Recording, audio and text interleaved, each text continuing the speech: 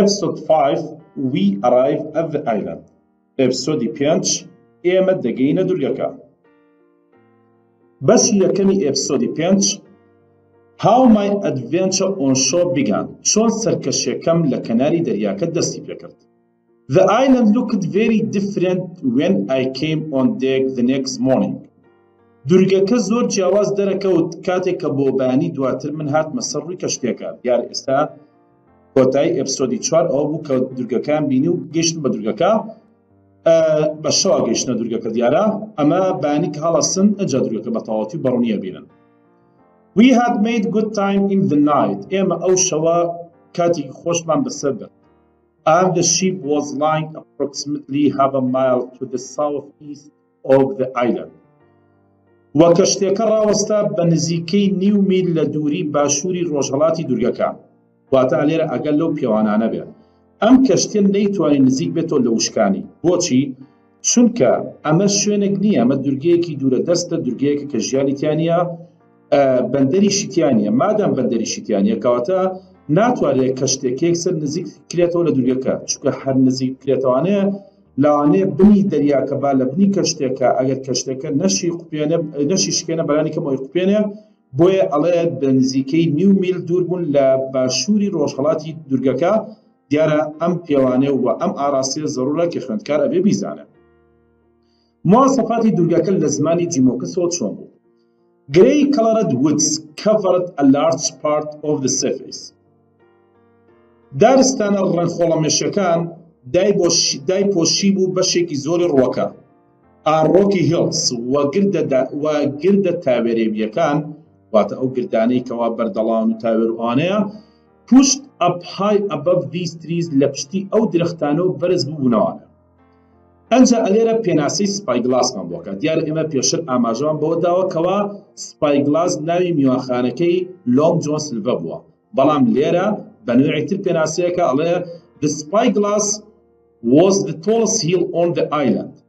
سپایگلاس بەرزترین گردی دورگەکە بوو، واتە دورگەی گەنجینە by more than 300 or 400 feet کە نزیکەی یان با بڵێین زیاتر لە 300 بۆ 400 پێدە بوو، واتەوە پێوانە و پێوانەی گردی سپایگلاسە کە پێویستە خوێندکار ئەمە بزانێ. And it had a large flat top. و مواصفاتی کتری ئەم گردی سپایگلاسە چۆن بووە؟ لوتکەیەکی تەختی هەبووە، لوتکەیەکی فراوانی تەخت. دیارە ئێمە پێشتر وەکوتمان سپایگلاس هەم ناوی میوانخانەکەی لۆنگ جۆن سلڤەرە و هەم ناوی بەرزترین گردی دورگەی گەنجینەیە. I did not like the look of Treasure Island. ببورن من حەزم لە سەیرکردنی دورگەی گەنجینە نەبوو. With some difficulty بەهەندێ ناڕەحەتی we brought the ship into a safe but narrow passage. ئێمە توانیمان کەشتێکە بەرین بەچووە ئەلێرە ڕوونیە کاتەوە بەهەندێ ناڕەحەتی دیارە ناڕەحەت بوون پێوەی We brought the ship into a safe but narrow passage of water. کەشتێکە بەرین بە دەرچەیەکی تەسکی ئاو بەڵام سەلامەت لەکوێ ئەم دەرچە تەسکاکێتە شووە مۆقعەکەی between Treasure Island and the nearby Skeleton Island لە نێوان دورگەی گەنجینە و نزیکی دورگەی سکێڵتن کە ئەمەژێکتر لەو شتە زەڕورانە کاگەر بۆت بێتەوە ئان نارۆ پاسج ئۆف واتە کە کەشتەکان بە زەحمەت پیابرتووە کێتە شۆ بێ ئەم مۆقع بزانێت. And we dropped the anchor و ئێمە لەنگەرەکەمان هەڵدا. The trees came down to the shore. درەختەکان شۆڕ ببوونەوە بۆ کەنارەکە. And there was a swamp و جۆگەلێکی لێبوو زیانزەلکاوێک with 2 little fresh water rivers کە دوو ڕووبار ئاوی سازگاری بچووکی تێدەڕژا running out into it کە دەکەوتە ناویەوانە. ئەی هەواکەی چۆن بوو؟ The air smelled of dead wet leaves. هەواکەی بۆنی گەڵای تەڕی مردووی لێدەهاو. As soon as we arrived at the island هەر کە ئێمە گەیشتە دورگەکە most of the crew lay around on the deck grumbling together. زۆرینی ئەندامانی دەستەکە واتە دەریاوانەکان هاتنە سەر ڕووی کەشتێکە و پێکەوە پرتەوبۆڵیان دەهاو. Orders were followed slowly. فەرمانەکان بە هێواشی دەهاتنە خوارەوە and carelessly و بە بێئاگاییش. And mutiny و یاخیبوون it was clear was hanging over us like a big black cloud. وياخبون بسرمان وديار بو وكو بلي هوا سابي وكو هوريكي رشي قورا. We decide to have a meeting in the cabin. بريار ما دار لكابينك كوبنا ويستازمين. Save the captain. Captain وتي قورا. ديارا او كابتن بسرمان لكابتن سمولتا وتي قورا. Things are becoming very difficult. شتاكان زور بخراب دروان. يا بقرسي دروان. And there is only one man who can help us. ويك بياو هي بتنها كابتن يارمتي مامدا. And who is that? Our chair asked the squire. آغا برسيارك. Silva says, Silva قورا. Replied the captain, Captain Smollett. والله مياوتي لونج جون سيلفا وانا يارمتي مامدا. شونك he is as worried as us. أي شهروك إيما غنبال. And he is trying to hide what's happening. وهول دا أويك روي داوا بشارة وانا. As soon as he can هر كاتب توانا he'll talk to his men. دتوانا لقل بياو كان يقصبك. And tell them to work hard. والبيان بلا كاركن بقرسي وبزحمتي and keep quiet وبيدنجش بن. Let's give the men an afternoon on the island. ديبا أمباج نوريا بياو كان برين بوسر درجكا يعني بيان يرين بوسر درجكا. Provided that most of them go ashore with Silva, you will see. تو دبيني زوربان لقل لونجو سيلفا دتشن بو كناركا. He will bring them back as quietly as sheep. أو لقل خوانا أنجرو أن هنا توانا بهمني وببيدنجي وكو مر واتت شبهنا بوي كوا بحساب لونجو سيلفا شوانا كيا دريا وانا كانش مركان ببيدنجي شون أو كون. واتليرا ما بس أوي كوا گرنگی لونگ جون سیلفا ونکاتو کوا لونگ جون سیلفا اتوانه ام دریانو کوبلی لسر پنجی بخولی نتوانه.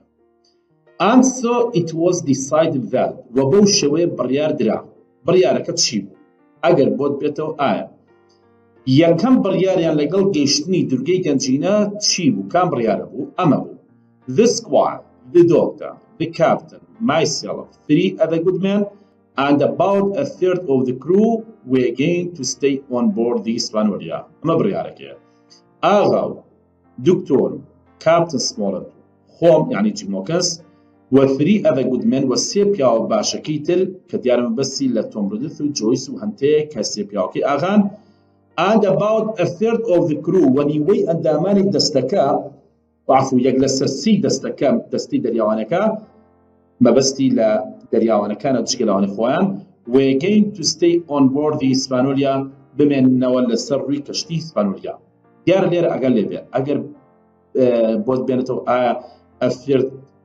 of the crew واتيك لسرسي دستكب جمارة شنكات علي بنزيكي أكات الششكس بولشي تشوكا إما بيشر لإبسودي 4 باسي أوما كردوا كوا لإبسودي 4 لكوتايا باسي وكا على استا اما 26 كسين ديار كاتك لا بريستلو درشون 27 بون مست ارو او كوتنا او كو مرد ديار 26 ما ونتوانا وجي موخز عباشه بوايا كلو 26 تنها حوتيان اوانن كعادي ايمن وكات ديار النوزدان روني السربشين بلام هروكو دريا حسابن ديار بلون جوزل فرشوانه لو نوزد كسا ديار 6 كسيان لسروي كشتكان من توانه كأما برياريانا لكابينك كأما بكن.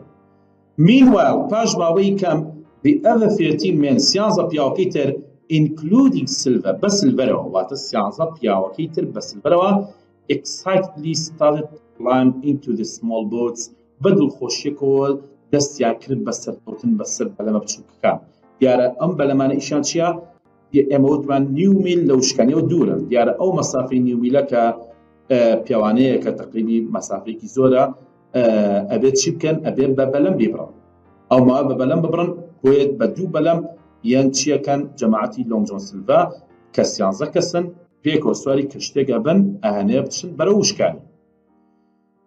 It was then that I had the first of the mad ideas. ئەو کاتە بوو کەوا منی یەکەم بیرۆکەی شێتانی خۆم ئەنجامدا. ئەم بیرۆکە شێتانێت چی بوو؟ that helped so much to save our lives ئەمە زۆر یارمەتی داین لە پاراستنی ژیانمان.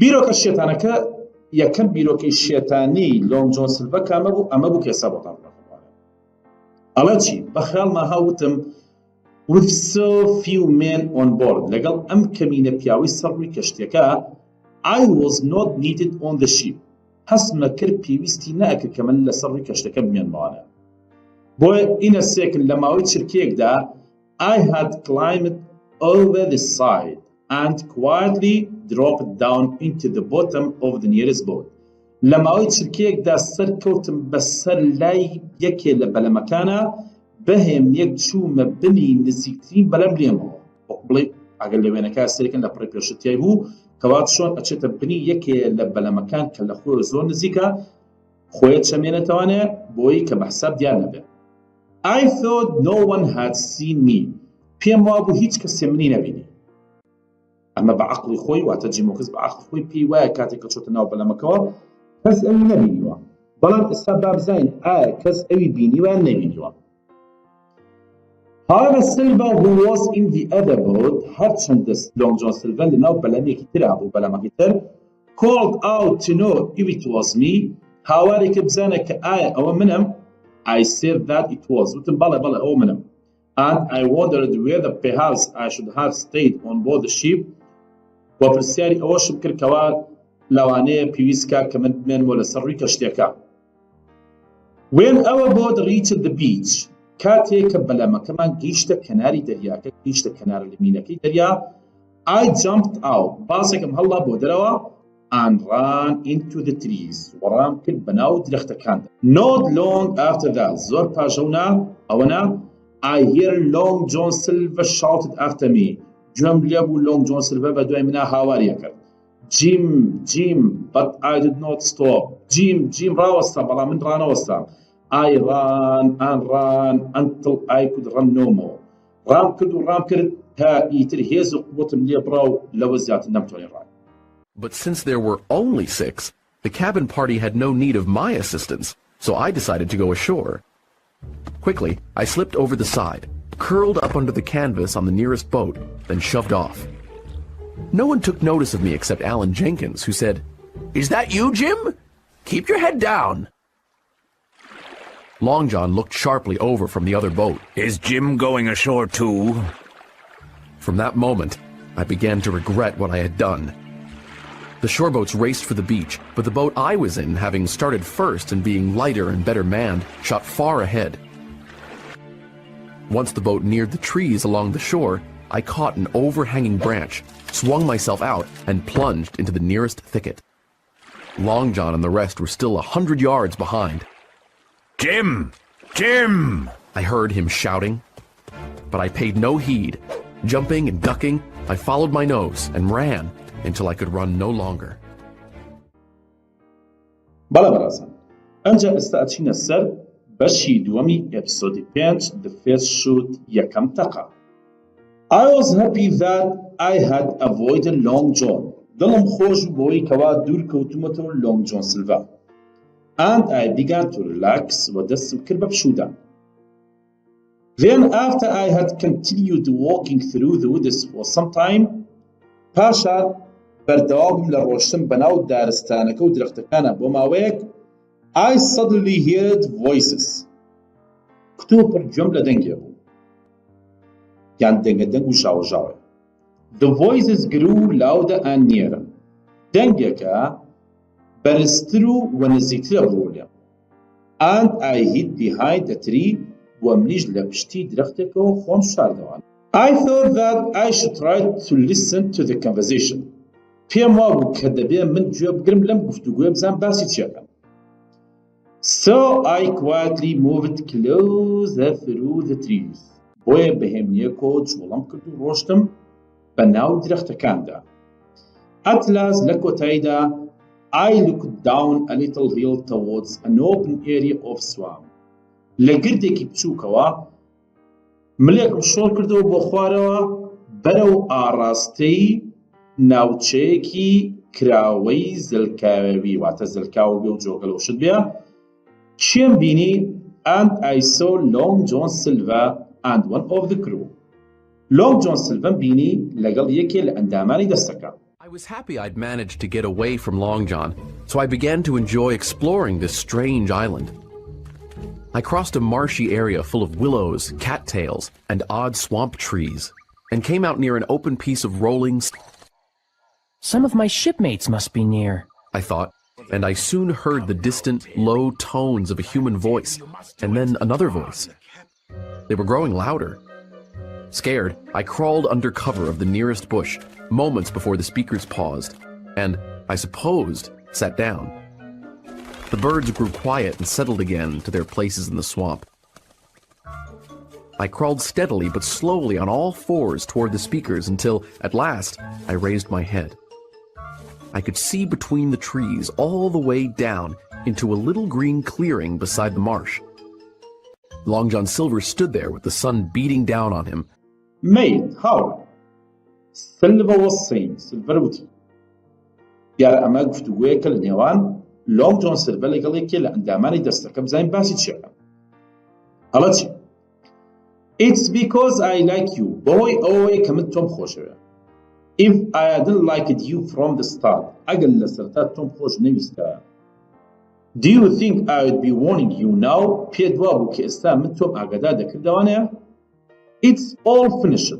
هموشتك وتاي بيده. And you can't do anything to change things. وتو ناتواني هیچ تبكي بو گۆڕانکاری لشتكان. I am trying to save you. من هول دتم تو بارزم. واتجيان تو بارزم. Join with us, Tom. ورو بيودي ما بيوكت Tom. Tom چیه؟ اگر بیتان بی امل ئێپیسۆدی پێنج سێدا ئێپیسۆد 3 باسی ئەومان کرد کەوا ئاغا پێشەوەی کەشتی هیسپانۆلیا بکرێ و پێشەوەی لۆنگ جۆن عەفو لە دوای کڕینی کەشتی هیسپانۆلیا بەڵام پێشەوەی لۆنگ جۆن سیلڤەر بناسێ خۆی توانی 6 یان 7 کەسدا بمەزرێنەوە و دەریاوان لای خوێن. کاتێک کە لۆنگ جۆن سیلڤەر و جەماعەتەکەی ناسی دیارە دوانانی ئیزنا پێنجی مایەوە. لە پێنجە دانەیەکە میستە ئارۆ بوو کاوە لە ئێپیسۆدی 4 باسمان کرد کەوتە ناو دەریاکە و خەکە. دانەیەکیان ئیزرایل هاندز بوو کە دەرکەوت لە جەماعەتی لۆنگ جۆن سیلڤەرە هەرچەندە پێشتر پێش ناسی لۆنگ جۆن سیلڤەر ئەوی لای خۆی دامەزاندر بوو. سیانیان ماوە لەم سیانە دانەیەکان ئەم کەسەیە کە ناوی تۆمە. دیارە ئێستا لۆنگ جۆن سیلڤەر ئەوێ قەناعەت بە تۆم کە بۆی کە تۆم پەیوەندیان پێوە بکات و وەکو ئەو بێ بەدەست یان بە چەتۆ بەیاخی بوو. بزین ئایا ئەم تۆمە تەبەن ئەگەرتان لێبێ ئەم تۆمە تۆمڕودرد نییە. ئۆڵ تۆمڕودرد یەکێکە لە پیاوەکانی ئاغا ئەمە کەسێکترە ناوی تۆمە ئەو تۆمان نییە. بزین ئایا ئەم تۆمە ئامادەیە پەیوەندیکە بە جەماعەتی لۆنگ جۆن سیلڤەر یان نا؟ ئەمە وەڵامی تۆمە. ئەڵە چی؟ سیلڤەر سێڤی ئەدەبان پیاوەکەی تر کە ناوی تۆمە وتی سیلڤەر. You are all تۆ بەتەمەنی. And you are honest و تۆ دڵسۆز و ڕازگۆیی. And you have got money too و هەروەها تۆ پارەت هەیە. And you are brave و تۆ ئازایی. And you are telling me you would join those men و ئێستا تۆ بە من دەڵێی کەوا پەیوەندی کەم بۆ پیاوانەوە؟ Not you, نەک تۆ. I'd prefer to lose my hand than turn against my duty. من ئەوە پەسەند دەکەم کەوا دەستێکم لەدەست بەم وەک لەوەی کەوا دژی ئەرکەکەی خۆم بم. تەبەن دیارە ئێستا بەڕەسمی ئەم تۆمە ڕەفسی کرد کەوا پەیوەندیکە بە جەماعەتی لۆنگ جۆن سیلڤەرەوانە. It's because I like you that I'm warning you. Join us. Tim's face was red, and he spoke in a hoarse, shaky voice. Silver, he replied, you have a good reputation, and money too, which lots of sailors don't. So why are you going along with those swabs? I'd sooner die than turn against my captain. بەڵام شتێکی ترمان هەیە مەشهدێکی ترمان هەیە لەو لاوە کەڕوئەیە دیارە ئەم تۆمە هاوڕێیەکی هەیە کە کەسێکتر لەو لاوە ئەوێ قەناعەت بەم هاوڕێیکە کە پەیوەندیان پێ بکات کە ناوی چیە؟ ناوی ئالانە. کەواتە لەو سیانەی کە ماون ئەمە دانەیەکیان تۆمە ئەوە دانەیەکیان ئالانە. دیارە ئەو کەسێتر کە قەناعەت بە ئالانکە چی ڕوئەیەت؟ سەدلی فرۆنفا ئەوەی دوو پڵ لە زۆر لە دوورەوانەیە. There was a loud cry of anger. هاوارێکی تووڕەبوونی بەرزهاو. Then a horrible long scream. پاشان قیژەیەکی ناخۆشی درێژ. کە ئەم قیژەیە چی بوو؟ It was a death cry. هاواری مردن بوو. and the sound of it would not leave my head. و ئەو هاواری مردنا وەکو جیمۆکس باسێکە ئەڵە تا ئێستا لە ناو مێشکمە ئەزینگێتەوە تا ئێستا نەیتوانیوە با بڵێن ئەو مێشکم بەجێ نێشتەوە بڵێ زوزوو لە ناو مێشکمە ئەو هاوارە ئەزینگێتەوانە. Then, suddenly, from far out in the marsh, a cry of anger rang out. Could that be another man who didn't want to join the pirates? The cry, however, was followed by a long, horrible scream and the boom of a gunshot. The sound echoed against the rocks of Spyglass Hill. The whole marsh of birds rose again, darkening the sky. Then, the air became silent, except for the rustle of the birds. Tim jumped at the sound, but Long John didn't even blink. He stood where he was, resting lightly on his crutch, looking like a snake about to strike. What was that? Said Tom, shaking with fear. Tom بلرزكوتي هو تشيبو. Oh, Silver quietly smiling. Silver زدخنيكي بوكل وتيجي. That must have been Alan. بدلني يو أو Alan. Alan, cried Tom. Tom هاواري كوتي Alan.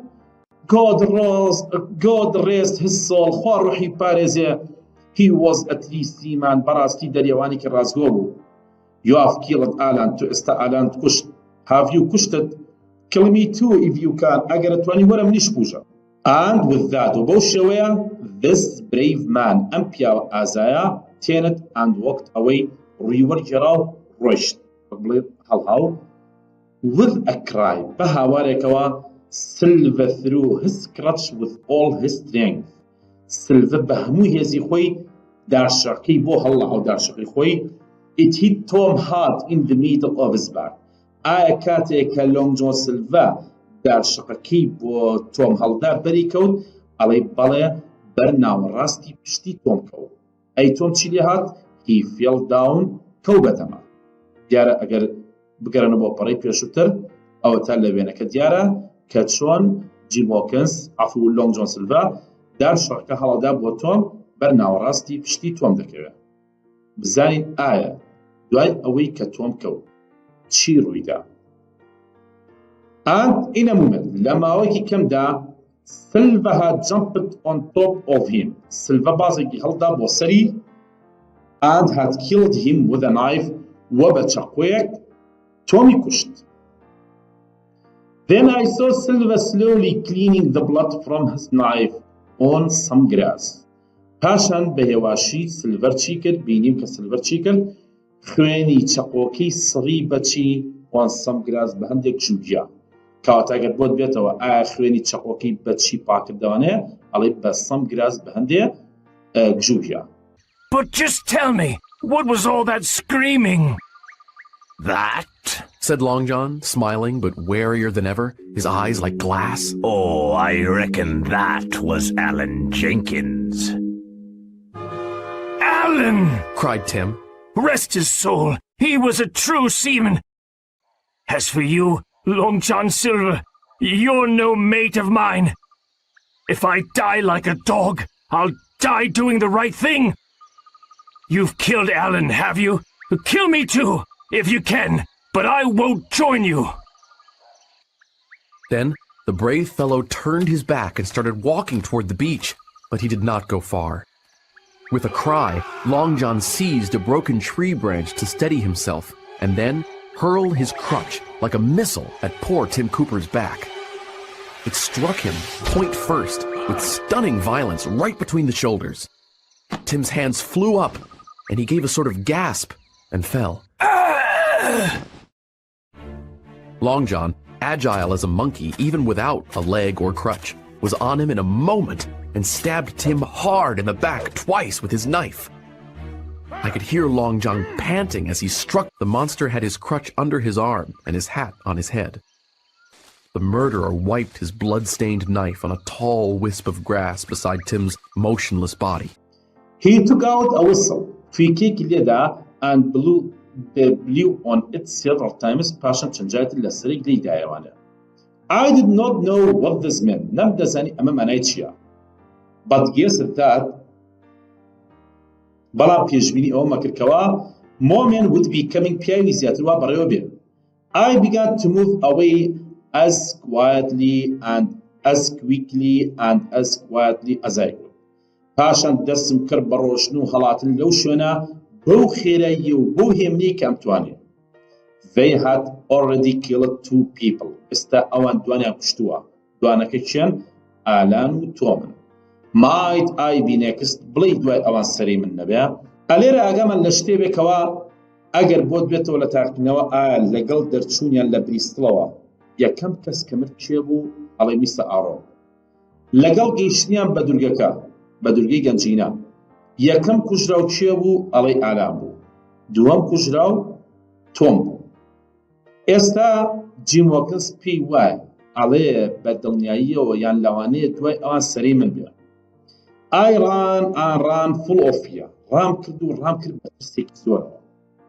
How could I go back to the boats with these men after what they had done؟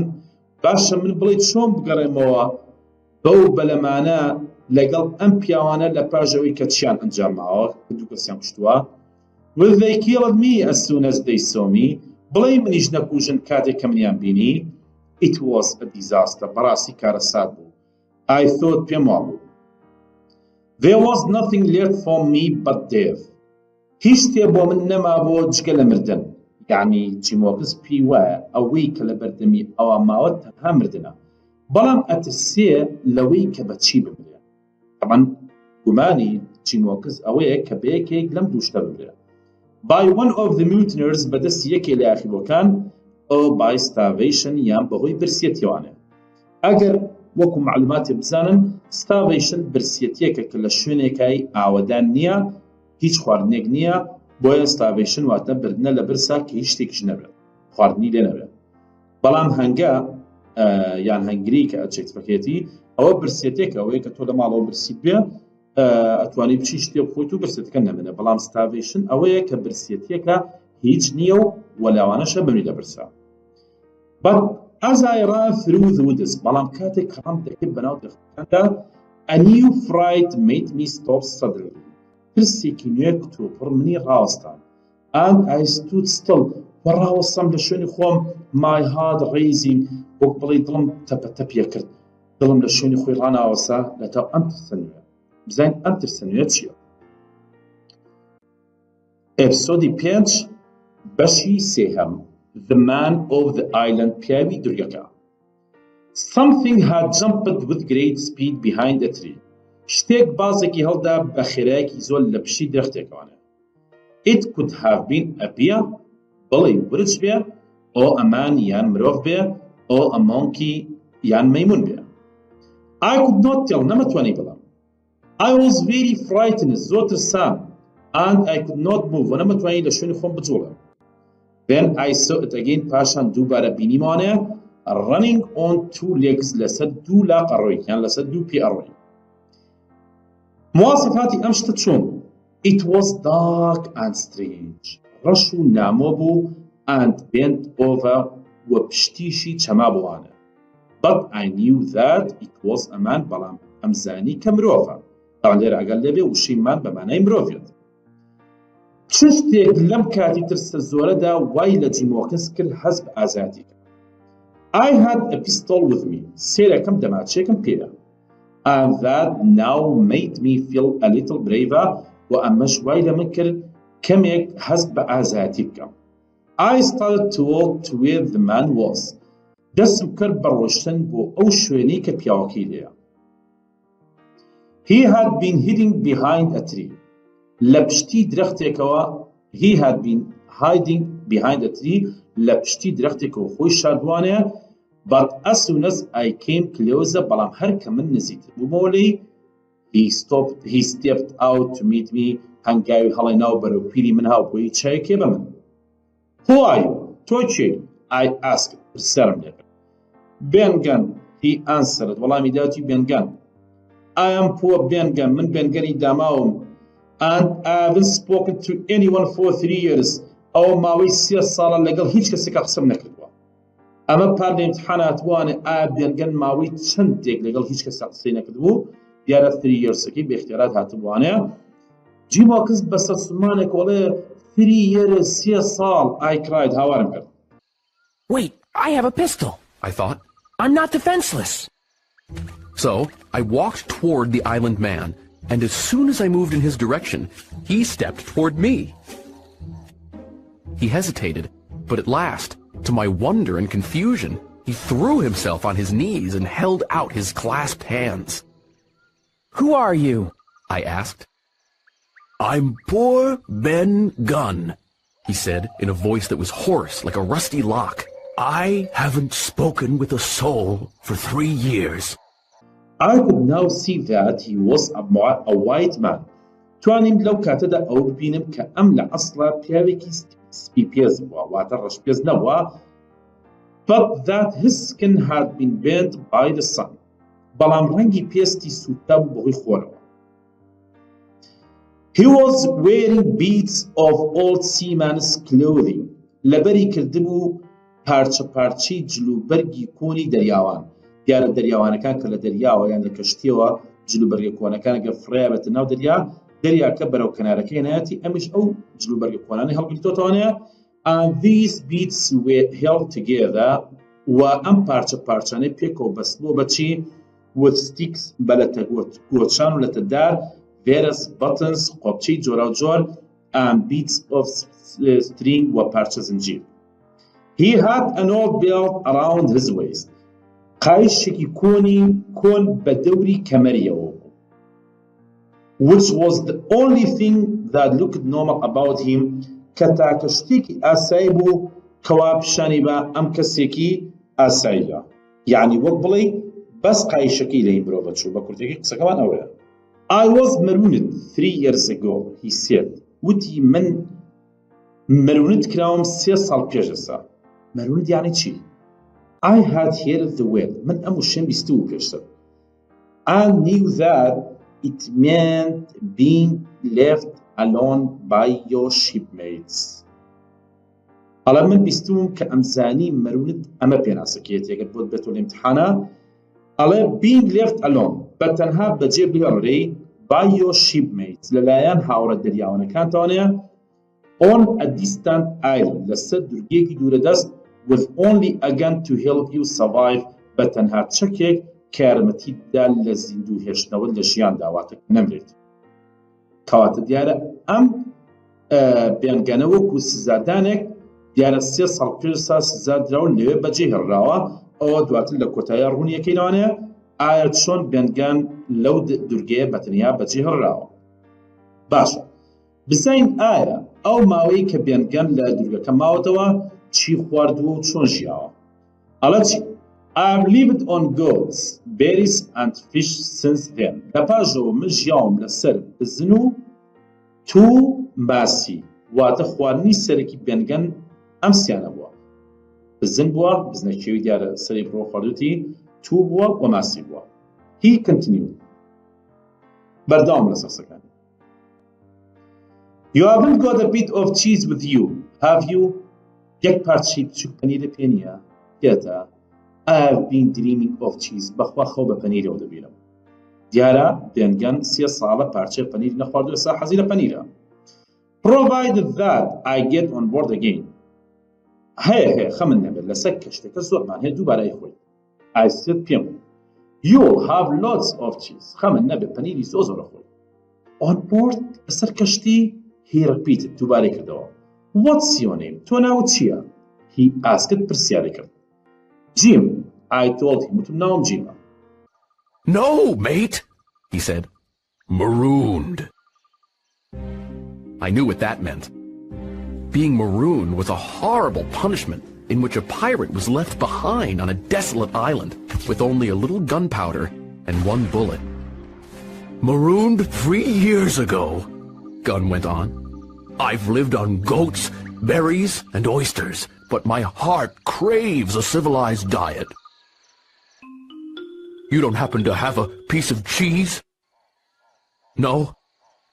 Well, many long nights I've dreamed of cheese, toasted mostly. If I ever get aboard again, I said, you shall have plenty of cheese. As we talked, he was feeling my jacket, smoothing my hands, and generally showing a childish pleasure in the presence of a fellow creature. I'm Jim, I said. Jim, Jim, he repeated, quite pleased. Well, Jim, Basha Jim, I've thought about it on this lonely island. من بیرم کردوتەوە بەتەنها لەسەر بیرم کردوتەوە دەربارەی ئەوە لەسەر ئەم دوورگەتەنەیە. And I'm a changed man و ئێستا من پیاوێکی گۆڕدراوە. ئەنوو بڵێ ها شوشمەمی گۆڕاوە. You won't see me drinking rum again. دووبارە من نابینیتەوە مەشروب بخۆم. دیارە ئەوێت بەحساب ئەم بێنگەنە لەبەرەوەی هەندێک مخالەفە و هەندێک تاوانی هەبووە وەک بڵێ جۆرە لە تۆبەکردن لەسەر دەستی جیمۆکس تۆبە کاڵێت من دەم و دوا مەشروبیش ناخۆمەوانێ. Oh well, just a little forlak. بەڵام پاشان بە هەندێک بە کەمێک بەختەوانەیە of course ڕاستیدا. And I am going to be good ومن دەبێ باش بم. And he looked around him carefully. پاشان بە وریایەکەوە سەرێکی دەوروبەری خۆی کرد. وتی چی؟ I'm rich. من دەوڵەمەندم. And I'll tell you something. وە شتێکت پێ دەڵێم. I will give you some of it. هەندێکش لەوە پێ دەدەم. Since you were the first man to find me, چکە تۆ یەکەم پیاوی یان یەکەم مرۆڤی کە منت دۆزیوەتەوانە.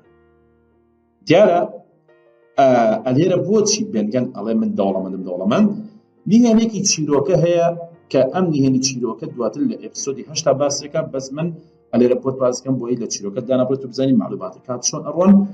ئەویش ئەوەیە ئەم بێنگەنە لە ماوەی ئەو 3 ساڵی کە لەم دورگەیە ماوەتەوە دیارە گەنجینەکەی دۆزیوەتەوانەیە بە شان و ملی خۆی هەمی بار کردو و بردوێتی بۆ دورگەیەکی دوورەدەست و ئێستا بۆیە ئەڵێ من دەوڵەمەند چونکە هەموو گەنجینەکە وەرەژێت دەستی بێنگەنە لە شوێنێک و لە دورگەیەکی لە ئەشکەوتێکی نهێنی لەو دورگەیە شادوێتیوانە لە ئەشکەوت ئەفونەک دورگە بۆیە ئێستا خۆی بە دەوڵەمەند ئەزانێ و ئاماژایە بەوەی کەوا بەحساب هەندێک لە ئەو پارە و خۆش و زێڕ و ئاڵتونشتە ئەدا بە جیمۆکەس چونکە پێڵە تۆ یەکەم کەس بووی یان یەکەم مرۆڤی کە منت دۆزیوەتەوانە. And Jim, looking all around him and lowering his voice to a whisper, I'm rich. This poor fellow was crazy, I thought. I must have looked unconvinced, for he repeated, Rich, and I'll make you rich too, Jim. You'll be thankful you found me first. But with that بەڵام بەوەوە he suddenly looked frightened. تو پڕهەستی بە ترسێک یان ترسا و دیار بوو بۆ and held my hand hard بە بەقایمی دەستی گرتم. وتی چی؟ It's not flint sheep you are from. خۆ تۆ بە کەشتەکەی فلن نهاتووی. Is it بەوە هاتووی؟ He asked پرسیاری کرد. This gave me hope. ئەمە هیوایەکی دا بە من. بۆ perhaps I had found someone چکە من پێم وا بێ کەسێکم دۆزیوەتەوانەیە who would help me کە یارمەتیم بدا. دیارە مەسەلەی کوردی خۆمان هەیە ئەڵێ دوژمنم دۆست بە. من دژی وەکو جیمۆکەس دژی فلند بووە. ئەم کابراش کە بێنگەنە لە فلند دەترسێ کەواتەوە کوێ ئێستا ئەم بێنگەنە دۆست و کەسی نزیکی من بێ. وتم چی؟ No, it's not flint sheep. نەخێر ئەمە کەشتێکی فلند نییە. Flint is dead. فلند مردووە. I replied وەڵام مایەوە. But there are some of flint's crew aboard. بەڵام هەندێک ئەندامانی دەستەی فلند لەسەر کەشتەکان which is bad news for the rest of us کە ئەوەش هەواڵی خراپ بوو بۆ پاشماوەی ئێمە. Not a man with one leg, he said. وتی خۆ پیاوێکتان لەگەڵان یەک قاچی هەبێ. Silva, I asked. وتم Long John Silva دەڵێی؟ Yes, that was his name. بەڵێ ئەوە ناوەکێتی. If we are sent by him ئەگەر تۆ لایەن ئەوە نێرابی then I am a dead man کەواتم پیاوێکی مردووم. He said quietly بەهێمنیەکە وتی. I had decided what to do in a moment. لە ماوەیەکی زۆر کەما بڕیارمدا کە دەبێت چی بکەم. I told him all about our voyage. هەموو شتێکم پێ و دەربارەی گەشت دەریایەکەمان and the crisis we were now in و ئەو قەیرانەی کە ئێستا تێی. هاتەوە بڵێ بە سەریعەک هاتم هەموو ئێپیسۆدی 1 و 2 و 3 و 4 بۆ بێنگەم باس کرد و هۆکاری گەشتەکەمان و کەشتێکەمان و هەموو ئەمانم بۆ باس کرد. He listened carefully بە وریایەک و گوێی گرتبوو. And then he said پاشان وتی چی؟ You are a good lad. تۆ کوڕێکی باشیت. Don't you worry. خەم مەخۆ. Bengen will help you. بێنگەن یارمەتی دەدا. Now do you think your squire would pay me well to help him? ئایا ئێستا تۆ پێت وایە گەورەکەت باوەڵێن ئاغاکەت پارەم بەباشی دەداتێ و دەداتێت ئەگەر یارمەتی بدەم؟ and take me back home on the ship وە بە کەشتەکەی دەمگێڕێتەوانەیە؟ دیارە ئەم بێنگەنە تا ئێستا بەس پیاوی خراپی بینیوە دز و چەتەی وەکو فلنتی بینیوە بۆیە خێرا جیمۆکس بۆ ڕوونەکاتەوەڵە چی The squire is a gentleman ئاغا پیاوێکی بەڕێز و خانەدانە and anyway وە هەر چۆنە بێ if we don't have the others ئەگەر ئێمە ئەوان ترمان لەگەڵان نەبێ واتە لە کۆڵ چەتە و یاخی بۆکان بینەوانەیە ئاسان we will need you to help sail the ship home ئێمە پێویستمان بە یارمەتی تۆیە کە کەشتەکەمان لەگەڵان لێ بخورێت و بڕۆینەوە بەرەو وڵات و نیشتمانی خۆمان I said well he continued بەردەوام لەسەر قسەکەی باشە I tell you some of my story ئێستا با من هەندێک لە چیرۆکی خۆمەوە باسکەم چیرۆکی بێنگان کە چۆن کەوتۆتە سەر ئەم دورگەی و 3 ساڵ لەوێ ئەڵە چی I were on Flint's ship when he went to bury the treasure من لەسەر کەشتێکی فلنت بووم کاتێک کە هاو گەنجینەکەی ژەرخا خست واتە بە کورتەکەی ئەوەیە ئەم بێنگەنەژێکێ بۆ لە ئەندامانی دەستی فلند و ئەمی ژەر دزووە He took 6 strong sailors with him لەگەڵ خۆیدا 6 دەریاوانی بەهێزی بەقەوەتی برد But he came back alone بەڵام بەتەنها گەڕایەوانە ئەی چی کرد He'd killed them all هەمویانی کوشت بوو دیارە ئەمە ساڵی ڕابردوو لە پێم وابێ خولی دووەم بوو لە 2007 خولی دووەم هاتبووانێ ئەیوت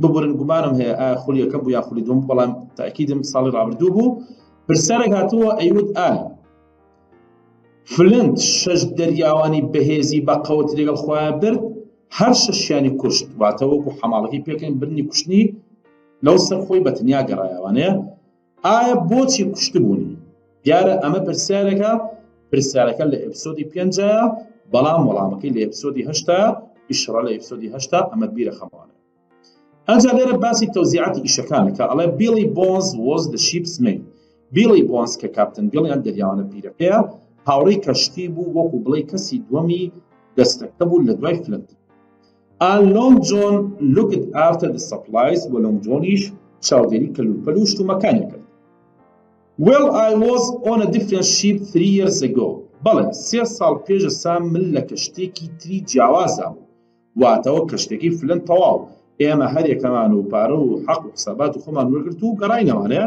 من 3 ساڵ پێش ئێستا لە کەشتێکی ترام جگەلەوەی فلنت When I saw this island کاتێک کە ئەم دورگەیەمان بینیەوە دووبارە Boys I said وتم کوڕینە Let's stop and get Flint's treasure دێ باڕاوەسین و گەنجینەکەی فلنت بدۆزینەوە بیبین The captain wasn't happy کاپتنی ئەو کەشتیە ئەمە کاپتن سمۆڵەت و کاپتن بیڵ و کاپتن لۆنگ جۆن سلوانە نییە کاپتنێکە کە ناوەکەی دیار نییە کاپتنی ئەو کەشتەیە کە 3 ساڵ پێش ئێستا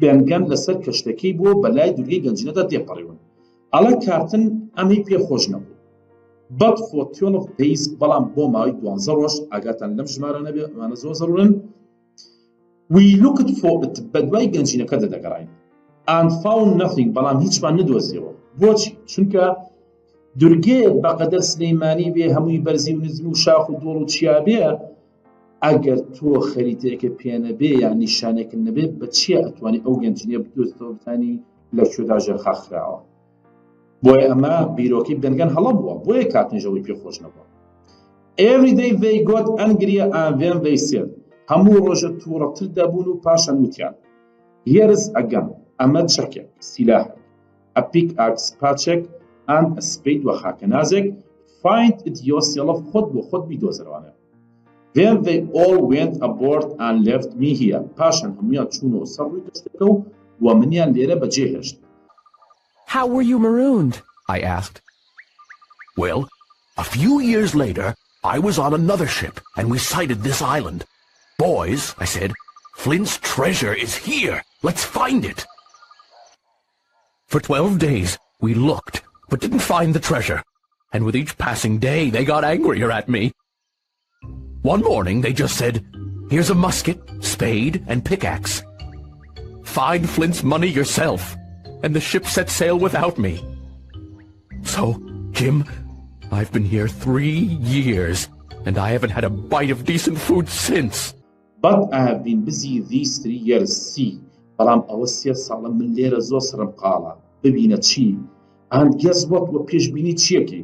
He winked at me. چاوێکی لێداگرتم. But how are we going to get back on board? I asked. بەڵام پرسیارم کردم باشە. ئەی ئێمە چۆن بگەڕێنەوە بۆ سەر کەشتی ئیسپانۆلیا؟ he said. گوتی. I've made a small boat. من بەلەمێکی بچووکم دروست کردووە. I keep here under the wide rock. لەژێر تاوێرە سپیەکە شاردومەتەوە. دیارە تاوێرە سپیەکە تاوێرێکی گەورەی زەبەلاح بووە لە دوورەوە دیار بووە وەکو نیشانەیەک هەموو کەس ناتوانێتی بیبینە ئەڵێ لەژێر ئەو تاوێرە سپیە من ئەو بەلەمەم شاردوەتەوانە. Just then پاشەوە there was the sudden loud crash of a cannon و پڕگوێمان لە دەنگی تۆپ بوو تەقێنرا. They have started to fight. دەستیان کرد بە شەڕکردن. I cried هاوارم کرد. ئەمەش کۆتایی ئێپیسۆدی 5 و هیوادارم ئیسفادەی لێ بکەن.